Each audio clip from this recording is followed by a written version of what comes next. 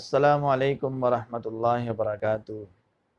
بہت سارے دوست پوچھتے ہیں، سوال کرتے ہیں کہ جی لیلۃ القدر میں کون سی خاص قسم کی عبادت کرنی چاہیے، کون سے خاص قسم کے نوافل پڑھنے چاہیے۔ تو کچھ گزارشات آپ حضرات سے کرنی ہے۔ سب سے پہلی بات یہ ہے کہ لیلۃ القدر یہ مغرب سے ہی شروع ہو جاتی ہے اور طلوع فجر تک رہتی ہے۔ اللہ تعالیٰ کے فرشتے حضرت جبریل مغرب کے وقت میں اس دنیا میں آ جاتے ہیں اور نیک اعمال کرنے والوں کی نیکیاں اور اچھے اعمال کرنے والوں پر اللہ کی رحمت کو نازل کرتے ہیں اور دعا کرنے والوں کی دعاؤں پر وہ آمین کہتے ہیں۔ تو یہ مغرب سے لے کر فجر تک رہتی ہے یہ رات۔ تو سب سے پہلا کام ہم نے یہ کرنا ہے کہ مغرب کی نماز کے بعد ہم نے اوابین کے نفل پڑھنے ہیں۔ یہ اوابین کے کم سے کم 6 نفل ہیں، زیادہ سے زیادہ 20 نفل ہیں۔ نبی اکرم صلی اللہ علیہ وسلم نے ان نوافل کی بڑی فضیلت بیان فرمائی۔ آپ نے فرمایا جو مغرب کی نماز کے بعد بغیر ادھر ادھر کی بات کیے 6 نفل پڑھتا ہے، اللہ تعالیٰ اس کو 12 سال کی عبادت کا اجر و ثواب عطا فرماتے ہیں۔ تو سب سے پہلے آپ نے اوابین کے نفل پڑھنے ہیں۔ یہ 6 نفل ہیں یا 20 نفل پڑھے جاتے ہیں، زیادہ سے زیادہ 20 نفل پڑھے جاتے ہیں۔ اللہ تعالیٰ کے ہاں ان پر بڑا ہی اجر ہے کہ 12 سال کی عبادت کا اجر و ثواب ملتا ہے، اور پھر رمضان میں یہ ثواب اللہ تعالیٰ بڑھا دیتے ہیں، یہ بڑھ جاتا ہے۔ اللہ تعالیٰ اپنی شان کے مطابق پھر یہ ثواب اجر و ثواب عطا فرماتے ہیں۔ دوسرا عمل ہے سورہ واقعہ کی تلاوت کرنا۔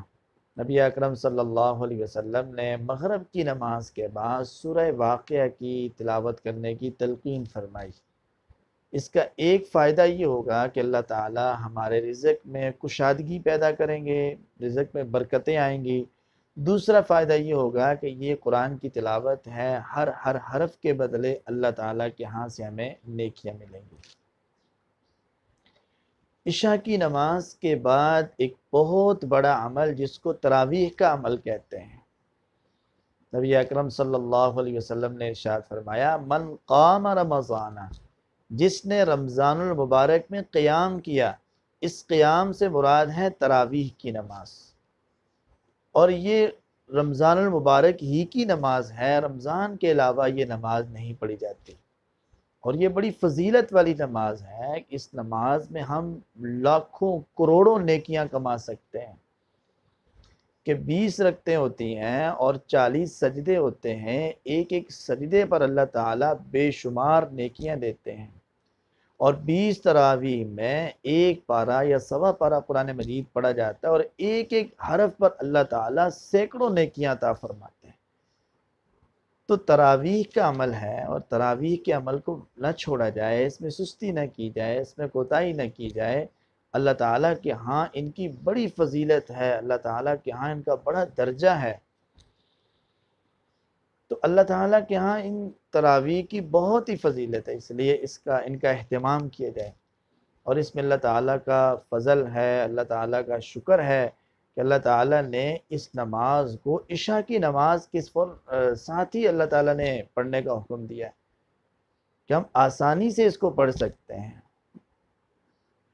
اور اگر یہ تراویح آخری پیر میں ہوتی تو ہمارے لیے بڑا مشکل تھا، تراویح پڑھنا، اٹھنا بڑا مشکل تھا۔ تو اللہ تعالیٰ کا اس میں بڑا فضل ہے، بڑا اکرام ہے، اللہ تعالیٰ نے ہم پر کرم فرمایا ہے کہ عشاء کی نماز کے فوراً بعد ہی ہمیں تراویح پڑھنے کی سہولت دی۔ تراویح کے بعد تیسرا عمل ہے قرآن کی تلاوت۔